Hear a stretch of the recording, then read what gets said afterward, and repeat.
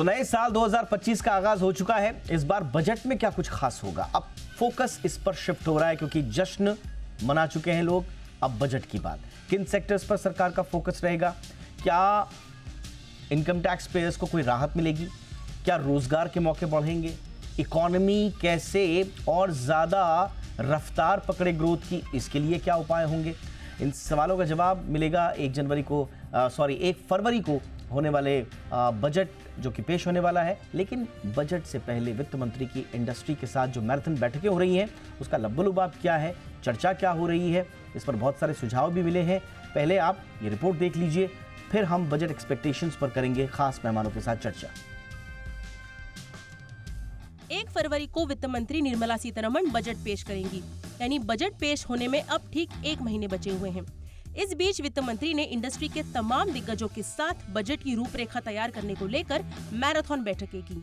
Industry के लोगों ने सुझाव दिए और अब आम बजट को अंतिम रूप देने की तैयारी शुरू हो चुकी है, या यूं कहे बजट को लेकर काउंटडाउन शुरू हो चुका है। लेकिन सवाल उठता है कि इस बार भी हर साल की ही तरह ये भी बजट होगा, या ये बजट विकसित भारत 2047 के लक्ष्य को ध्यान में रखकर बनाया जाएगा, जिसमें manufacturing, service sector, AI based तकनीक से जुड़ी policy, capex, PLI, import export duty, कृषि उत्पादकता को बढ़ाने वाली नीतियों के अलावा रोजगार परक को नई दिशा देने के साथ साथ देश के बुनियादी ढांचे को मजबूती देने वाला होगा। इन सब के अलावा जो एक सबसे महत्वपूर्ण फोकस बजट में सरकार का होगा, वह आयकर स्लैब के दायरे को बढ़ाने को लेकर हो सकता है। जाहिर है, इस बार सरकार का बजट में जिन बातों पर ज्यादा फोकस होगा, उनमें युवाओं को रोजगार मुहैया कराना सरकार की पहली प्राथमिकता होगी। इस कड़ी में न केवल वित्त मंत्री निर्मला सीतारमण ने, बल्कि खुद PM मोदी ने दिसंबर के आखिरी हफ्ते में अर्थ जगत के दिग्गजों के साथ बैठक की और उनसे रोजगार के मौके बढ़ाने पर राय मांगी। जाहिर है, रोजगार तभी बढ़ेगा जब स्किल डेवलपमेंट के साथ साथ नई तकनीक पर फोकस के अलावा ट्रेनिंग प्रोग्राम को बढ़ावा मिले, खासकर उन सेक्टर में जहां रोजगार सृजन की संभावनाएं ज्यादा है। उन सेक्टर्स को बढ़ावा देने पर भी सरकार का फोकस हो सकता है। अब बात करें विकसित भारत के उस सपने की, जहां आयात निर्यात की खाई को कम किया जा सके और मेक इन इंडिया पॉलिसी को नई दिशा दी जा सके। इसके लिए मैन्युफैक्चरिंग सेक्टर के अलावा सर्विस सेक्टर की अहम भूमिका हो सकती है। इस पर भी सरकार का फोकस होगा। देश के आधारभूत ढांचे को मजबूती देने और सरकार की योजनाओं को अमली जामा पहनाने के लिए आवंटित राशि को बढ़ाने पर भी सरकार का जोर होगा। वही हेल्थ में खासकर कैंसर जैसी बीमारियों की दवाओं की इंपोर्ट ड्यूटी घटाने पर भी सरकार का जोर होगा। बात करें रोजगार परक शिक्षा की, तो इस पर भी बजट में सरकार का फोकस रहेगा और निश्चित तौर पर सरकार इन सेक्टर्स में फंड ऑफ एलोकेशन बढ़ा सकती है। अब नौकरी पेशा से जुड़े अहम मुद्दे पर आते हैं और वे है आयकर।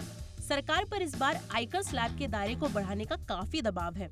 खुद CII ने 20 लाख रुपए तक की आय पर राहत का सुझाव सरकार को दिया है। अगर सरकार ऐसा करती है तो 1 फरवरी को पेश होने वाला बजट निश्चित तौर पर लोक लुभावन बजट साबित होगा। फिलहाल तो देश को विकसित भारत 2047 बनाने की दिशा में बहुत कुछ किया जाना बाकी है। ऐसे में बजट 2025 से उम्मीदें तो बहुत है, लेकिन साथ ही विकास गति यानी GDP ग्रोथ को बढ़ाना सरकार के एजेंडे में सबसे बड़ी प्राथमिकता है। ब्यूरो रिपोर्ट, जी मीडिया। आइए स्वागत करते हैं खास मेहमानों का। हमारे साथ जुड़ रहे हैं DK श्रीवास्तव जी, जो कि चीफ पॉलिसी एडवाइजर हैं EY इंडिया के साथ। गुड इवनिंग सर, बहुत बहुत स्वागत है आपका। और हमारे साथ राइट सर, आपको नववर्ष की बहुत बहुत शुभकामनाएं सर। हमारे साथ एक और खास मेहमान जुड़ रही हैं। हमारे साथ जुड़ रही हैं रुचिका भगत, जानी मानी tax expert. Good evening ma'am, wish you a very happy new year and welcome to the show. Thank you, same to you. Thank you ma'am. आपसे ही चर्चा की शुरुआत कर रहा हूं मैम। सबसे पहले तो टैक्स पेयर्स बड़ा एक्सपेक्ट कर रहे हैं कि कुछ ना कुछ राहत इस बार मिले। कहाँ विंडो है मैम और कहाँ जरूरत दिखती है, और क्या वो एक्सपेक्टेशंस पूरी होंगी? देखिए, सबसे पहले तो अगर हम ये कहते हैं कि हम 3rd लार्जेस्ट इकोनॉमी की तरफ बढ़ रहे हैं 5th से, तो अगर एक इकोनॉमी बढ़ती है तो इसका मतलब देश बढ़ रहा है। और इकोनॉमी बढ़ने के लिए आपको कंज्यूमर मार्केट एक्सपैंड करनी पड़ेगी। कंज्यूमर मार्केट जब मैं एक्सपैंड करती हूँ तो इसका मतलब मेरी जेब में पैसा होना चाहिए सामान खरीदने के लिए। तो इन हैंड अगर आपको पैसा बढ़ाना है तो ऑब्वियसली आपको छूट देनी पड़ेगी। अगर न्यू टैक्स रिजीम की बात करती हूँ तो सरकार को ने उसको बहुत सिंप्लीफाई कर दिया। उसमें टैक्स रिडक्शंस, एग्जेम्पशंस खत्म कर दी। बट अल्टीमेटली जो स्लैब रेट है, जो हमारी tax minimum tax exemption limit है, उसको तो सरकार को बढ़ाना ही पड़ेगा, तभी आम इंसान के हाथ में पैसा ज्यादा आएगा, जिसकी वजह से उसकी बाइंग कैपेसिटी बढ़ेगी और अल्टीमेटली इकोनॉमी बूस्टअप करेगी। तो सबसे पहले तो यही चीज है, जो एक मुद्दा भी है, शायद सरकार इसके ऊपर ध्यान भी दे रही है और वो बढ़ेगा भी इस बार एग्जम्पशन लिमिट। इसके अलावा अगर आप देखें तो सीनियर सिटीजन्स के लिए एक बड़ी हार्डशिप है। जितने भी लोग 60+ हैं या 80+ हैं, सुपर सीनियर सिटीजन्स हैं, उनके लिए 50,000 की एग्जामेशन है, उससे ऊपर उनका टीडीएस कट जाता है। अगर वो 15H फॉर्म नहीं भरते तो भी उनका टीडीएस कट जाता है। तो इसके लिए शायद एक एग्जामेशन आनी चाहिए कि सीनियर सिटीजन्स को कुछ इनकम लिमिट तक वो रिटर्न ना भरें, उनको एग्जामेशन होनी चाहिए रिटर्न ना भरने की, ताकि उनकी जो हार्डशिप है, वो सीए के पास जा रहे हैं या फिर बैंक में जा रहे हैं 15H भरने के लिए, उनसे उनको एक इजीनेस हो उनके लिए। ऑलराइट। अपार्ट फ्रॉम दिस, अगर हम देखें सरकार को सरकार ग्रीन पेट्रोल जो है बहुत प्रमोट कर रही है।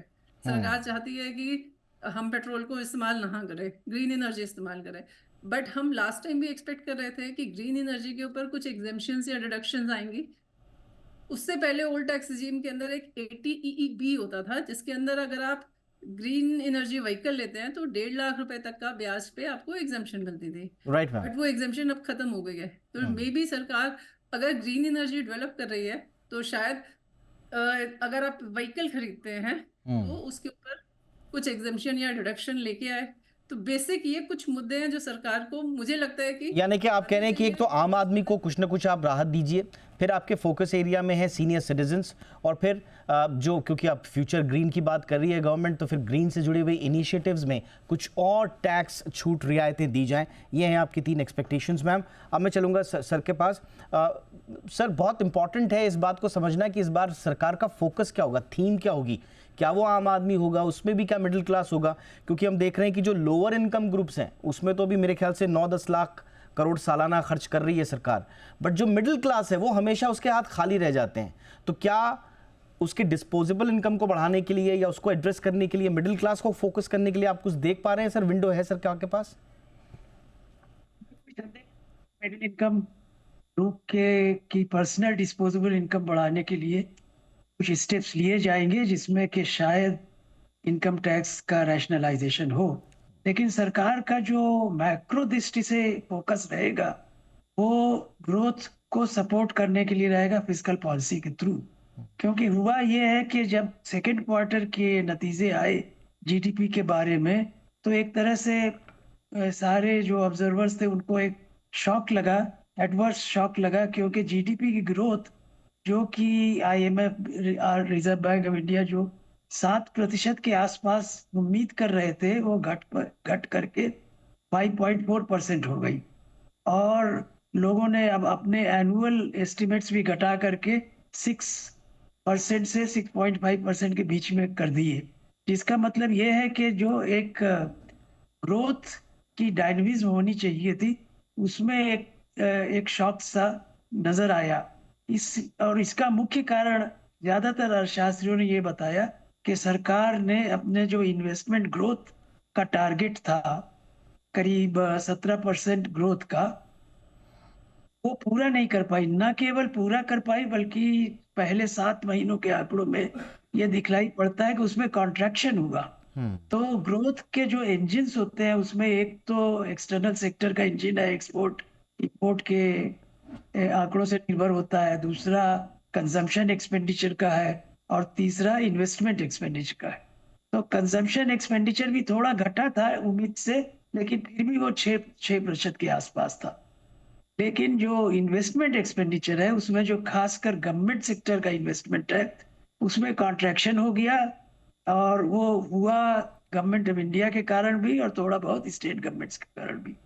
तो अब सबसे पहले इस इंजन को दोबारा जो है स्टार्ट करना है, और बजट का फोकस रहेगा कि कम से कम ये एश्योर किया जाए ये रिवाइज्ड एस्टिमेट जब आ जाएंगे 24-25 के, तो उसके ऊपर कम से कम 15% की कैपिटल एक्सपेंडिचर ग्रोथ दिखलाई जाए, और साथ साथ फिस्कल डेफिसिट का जो टारगेट रखा गया था उसको भी घटा करके 4.5% तक कर दिया जाए। जब ये बैलेंस स्थापित होगा उसके बाद ये देखा जाएगा कि कितना रूम बच रहा है जिसमें कि हम अभी एम्प्लॉयमेंट पर और इनकम, ये नेशनल पर्सनल डिस्पोजेबल इनकम बढ़ाने पर कितना खर्चा कर सकते हैं। मुझे उम्मीद है कि दोनों ही पर काम होगा, क्योंकि पिछले बजट में सरकार एम्प्लॉयमेंट से संबंधित कई नई इनिशिएटिव्स लाई थी, लेकिन उनको अभी कोई कॉन्क्रीट शेप मिला नहीं। तो उनका बजट का जो एलोकेशन है शायद उसको बढ़ाया जाए और उनको कॉन्क्रीट शेप दिया जाए, और कंजम्पशन एक्सपेंडिचर को और सपोर्ट करने के लिए, पर्टिकुलरली अर्बन कंजम्पशन को भी बढ़ावा देने के लिए जरूर कुछ ना कुछ इनकम टैक्स में राहत होगी और कुछ रैशनलाइजेशन भी होगा। ऑलराइट सर, यानी कि आप कह रहे हैं कि सरकारी खर्च में इस साल वैसे भी कमी देखी गई है, तो इसके लिए सरकार को कैपेक्स पर बढ़ाने पर जोर देना चाहिए और डिस्पोजेबल इनकम आम आदमी की बढ़ाए ताकि इकोनॉमी को थोड़ी ताकत मिल पाए।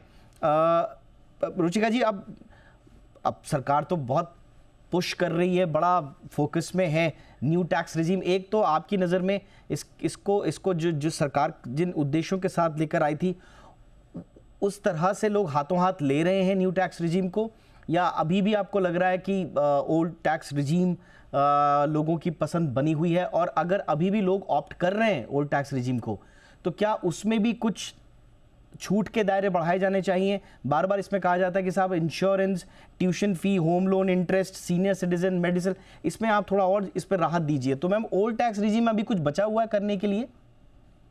देखिए, जब सरकार ने न्यू टैक्स रिजीम इंट्रोड्यूस किया था तो उनकी इंटेंशन ही यही थी कि ओल्ड टैक्स रिजीम को एक दिन हम बिल्कुल ही डिस्कार्ड कर देंगे और न्यू टैक्स रिजीम ही लेके आएंगे।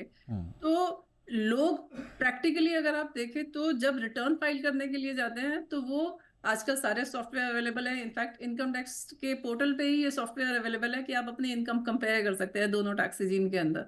तो जिसमें कम जाती है उसके अंदर सैलरी क्लास वालों के पास तो वैसे ही ऑप्शन है, वो हर साल स्विच ओवर कर सकते हैं। तो जिसमें कम बैठती है वो वाली टैक्स रिजीम ऑप्ट करते हैं। बट हाँ, ये बात बिल्कुल माननी पड़ेगी कि अब लोग का जो रुझान जो है वो न्यू टैक्स रिजीम की तरफ ज्यादा है। जहां बात आती है ओल्ड टैक्स रिजीम की, वहां पे एग्जेम्पशंस और डिडक्शंस अनडाउटेडली अवेलेबल हैं। न्यू टैक्स रिजीम थोड़ा सा सिंप्लीफाइड है। इसमें वहां पे उसको एक एडवांटेज मिलता है, 15 लाख तक की इनकम पे देखेंगे तो ऑलमोस्ट दोनों पे टैक्स सेम पड़ता है। अब बात आती है कि न्यू ओल्ड टैक्स रिजीम में क्या हमें और बेनिफिट्स या कुछ और एग्जेम्पशंस मिल सकती हैं? तो मुझे नहीं लगता सरकार उसके अंदर कुछ भी इंटरेस्ट लेगी कि ओल्ड टैक्स रिजीम में कुछ और बेनिफिट्स या एग्जेम्पशंस दे, क्योंकि अल्टीमेटली सरकार की इंटेंशन ही यही है कि वो एक दिन ओल्ड टैक्स रिजीम को बिल्कुल डिस्कार्ड कर देगी और टोटली न्यू टैक्स रिजीम को लेके आएगी। तो हम ये एक्सपेक्ट कर सकते हैं कि न्यू टैक्स रिजीम में कुछ एग्जेम्पशन लिमिट्स बढ़ा दे या कुछ ऐसे और बेनिफिट सरकार दे दे ताकि लोग और इंक्लाइंड हो न्यू टैक्स रिजीम की तरफ। मैम, एक बड़ा आजकल चर्चा का विषय भी बना हुआ है कि ठीक है, आप जब सिंप्लीफाई कर ही रहे हैं टैक्स स्ट्रक्चर को तो और थोड़ा सा और उसको सिंप्लीफाई कर दीजिए। अभी जो डिडक्शंस हैं, अब सेक्शन 80C है, 80D है, 80E है, 80G है, बहुत सारे हैं। तो अभी मैं आज एक आर्टिकल पढ़ा था मोहनदास पाई साहब का भी, वो भी कह रहे थे कि आप इसको और सिंप्लीफाई करिए, सिर्फ 80D रखिए हेल्थ इंश्योरेंस और 80G रखिए चैरिटी, 2 रखिए आप उसको। तो आप इस बात से सहमत हैं कि और सिंप्लीफाई किया जा सकता है इसको? बिल्कुल और सिंप्लीफाई किया जा सकता है। न्यू टैक्स रिजीम में तो देखिए ना 80D है, ना 80C है, ना सेक्शन 10 की एग्जेम्पशंस है, सब कुछ उन्होंने खत्म कर दिया।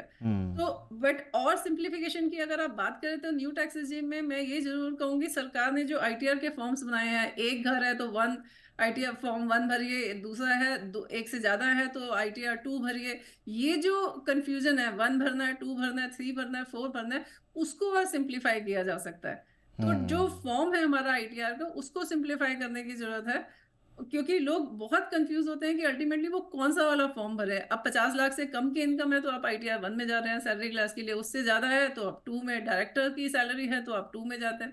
तो ये बहुत कंफ्यूजन रहती है हमेशा। Absolutely ma'am. तो ये अभी है जहां पर अभी देखिए पेन पॉइंट्स बने हुए हैं, सरकार को इन पर जरूर ध्यान देना चाहिए। श्रीवास्तव सर,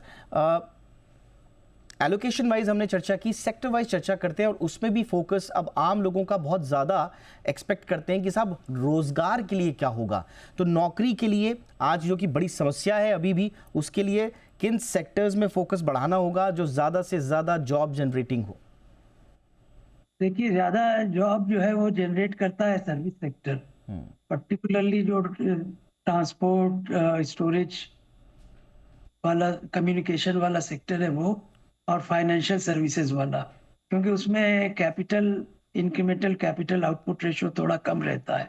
लेकिन साथ साथ मैन्युफैक्चरिंग को इग्नोर नहीं किया जा सकता, पर्टिकुलरली ऐसे लेबर इंटेंसिव मैन्युफैक्चरिंग सेक्टर्स को बढ़ावा देना जरूरी है जिसमें कि एम्प्लॉयमेंट इंटेंसिटी ज्यादा हो। लेकिन सरकार के पास अपने जो टूल्स हैं वो तो उपलब्ध है, लेकिन प्राइवेट सेक्टर के इन्वेस्टमेंट को बढ़ाने का भी प्रयास करना चाहिए। उसमें कुछ हद तक तो ये उम्मीद है कि मॉनेटरी पॉलिसी के थ्रू इंटरेस्ट रेट इस साल कम होगा, शायद 1 या 2 बार कम से कम, और उसके कारण प्राइवेट सेक्टर का इन्वेस्टमेंट भी आगे बढ़ेगा, जिससे कि एम्प्लॉयमेंट बढ़ेगा। एम्प्लॉयमेंट के संबंध में पिछली बार के बजट में जो स्कीम्स लाई गई थी उनका कोई कॉन्क्रीट शेप, प्रैक्टिकल और इम्प्लीमेंटेबल बन नहीं पाया अभी तक। उसके बारे में अभी तक चर्चा हो रही है, उसको एक कॉन्क्रीट शेप देना चाहिए। और मेरी तो राय ये है कि जो रूरल एम्प्लॉयमेंट गारंटी स्कीम है उसी के साथ उसका एक counterpart urban employment guarantee scheme लाई जाए, जिससे कि कुल मिला करके एक universal employment guarantee scheme India में लागू की जा सके। और साथ साथ ये जो बात हो, चर्चा हो रही थी, इसी साल ये उम्मीद है कि नए जो इनकम टैक्स है उसको इतना अट्रैक्टिव बना दिया जाए कि पुराना इनकम टैक्स के ऑप्शन जो है वो कोई ऑप्ट ही ना करे।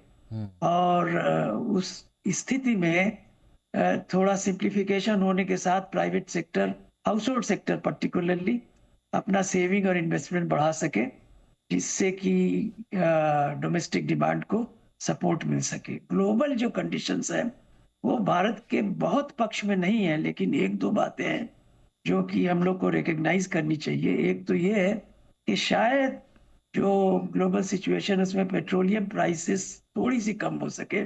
अमेरिका की ओर से पेट्रोलियम प्राइसेस की सप्लाई बढ़ने की उम्मीद है और उसके कारण कॉस्ट थोड़ा कम हो सकता है। और इन्फ्लेशन पर अगर थोड़ा और नियंत्रण आएगा तो मॉनेटरी पॉलिसी कंड्यूसिव होगी और उस हालत में फिस्कल पॉलिसी ज्यादातर फोकस कर सकेगी इन्वेस्टमेंट एक्सपेंडिचर को बढ़ाने में और कंजम्पशन एक्सपेंडिचर को बढ़ाने में, डिस्पोजेबल इनकम के थ्रू। तो ये संभावना बजट में दिखती। राइट सर, तो बहुत सिंपल सी गणित है जो आप बता रहे हैं। इन्वेस्टमेंट बढ़ा दीजिए आप, चाहे सरकार बढ़ाए चाहे प्राइवेट बढ़ाए, लेकिन इन्वेस्टमेंट हर तरफ से बढ़ना चाहिए। उसके अनुपात भी दुरुस्त होने चाहिए। ऐसा लगता है कि सरकारी खर्च कर रही है, प्राइवेट नहीं करेगा तो काम बनेगा नहीं। उसके बाद आप बढ़ाइए डिस्पोजेबल इनकम और फिर इकोनॉमी में आप डिमांड जनरेशन कीजिए। तो ये बहुत सिंपल सा है। इसके लिए अब इसके इर्द गिर्द सरकार क्या इम्प्रोवाइज़ करती है वो हमें बजट में देखने को मिलेगा, लेकिन काफ़ी कुछ समझने को मिला। एक दिशा हमको समझने में मिली, एक आम आदमी के पॉइंट ऑफ व्यू से और इकोनॉमी दोनों के पॉइंट ऑफ व्यू से। इसके लिए बहुत बहुत शुक्रिया Ruchika Bhagat ma'am, thank you so much वक्त निकालने के लिए। डी के श्रीवास्तव सर, बहुत बहुत शुक्रिया सर।